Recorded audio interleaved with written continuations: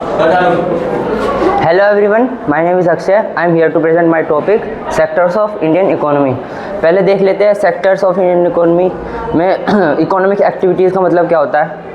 Economic activities का मतलब होता है कि जो चीज़ों से हम पैसे कमा सकते हैं या जो चीज़ पैसे कमाने के लिए की जाती है वो हमारी इकोनॉमिक्स एक्टिविटीज़ में आती है। इकोनॉमिक एक्टिविटीज़ को बेसिकली 3 पार्ट्स में डिवाइड किया जाता है। Nature of activity, employment condition और on the basis of ownership.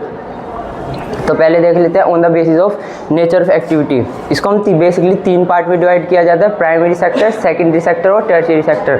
Primary sector में हमारे वो चीज़ आती है जो हमारी डायरेक्टली एग्रीकल्चर की चीज़ों को एग्रीकल्चर चीज़ों को के लिए बनाने के लिए यूज़ की जाती है। इसमें हमारी फिशिंग, फार्मिंग, एग्रीकल्चर ये बेसिकली यही सारी चीज़ें आती हैं। सेकेंडरी टर्शियरी सेक्टर, इसको हम इंडस्ट्रियल सेकेंडरी सेक्टर इसको हम इंडस्ट्रियल सेक्टर भी बोलते हैं। इसमें हमारी वो चीज़ आती है जिसे हम डायरेक्टली नेचर की एक्टिविटी को गुड्स में कन्वर्ट करते हैं, जैसे कि शुगर केन से शुगर बनाना ETC। तीसरे नंबर पे आती है हमारी टर्शियरी सेक्टर। इसे हम सर्विस सेक्टर भी बोलते हैं। इसमें हमारी कोई गुड्स प्रोड्यूस नहीं होती, इसमें हम सर्विस देते हैं, जैसे टीचिंग, बार्बर ETC। अब देखते हैं हम एक दूसरे कंट्रीज़ को कैसे कंपेयर कर सकते हैं। तो इसके लिए हम GDP का यूज़ करते हैं। GDP ग्रॉस डोमेस्टिक प्रोडक्ट जिसमें सारे तीनों सेक्टर्स के गुड को ऐड किया जाता है और देखा जाता है किस कंट्री की कितनी GDP है। तो जितनी ज़्यादा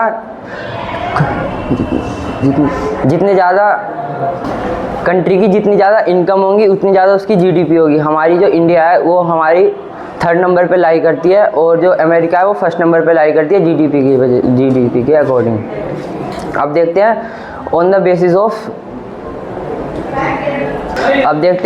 बेसिस ऑफ एम्प्लॉयमेंट कंडीशन। इसमें हमें 2 आते हैं, ऑर्गेनाइज सेक्टर और अनऑर्गेनाइज सेक्टर। ऑर्गेनाइज सेक्टर ये ना गवर्नमेंट के द्वारा it is registered by government, ये हमारे गवर्नमेंट के द्वारा चलाया जाता है और इसमें मैक्सिमम वेजेस होती हैं और फिक्स वर्किंग आवर होती हैं और रिटायरमेंट और पेंशन दोनों मिलती है। और दूसरा पार्ट है इसका अनऑर्गेनाइज सेक्टर। अनऑर्गेनाइज सेक्टर ये गवर्नमेंट के द्वारा नहीं चलाया जाता और इसमें कोई हमारा रिटायरमेंट और कोई पेंशन हमें मिलती नहीं है और नो फिक्स वर्किंग आवर और ओवर टाइम का भी कोई ज़्यादा पैसे मिलते नहीं है।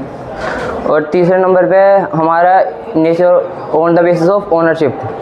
On the basis of ownership हमारे इसमें 2 आते हैं, प्राइवेट सेक्टर और पब्लिक सेक्टर। और प्राइवेट सेक्टर जो होता है ये इनका मोटिव होता है पब्लिक की सर्विस करना, पब्लिक के लिए काम करना। इनका मोटिव कोई पैसे कमाना नहीं होता, इनकी मोटिव सिर्फ सर्विस का होता है।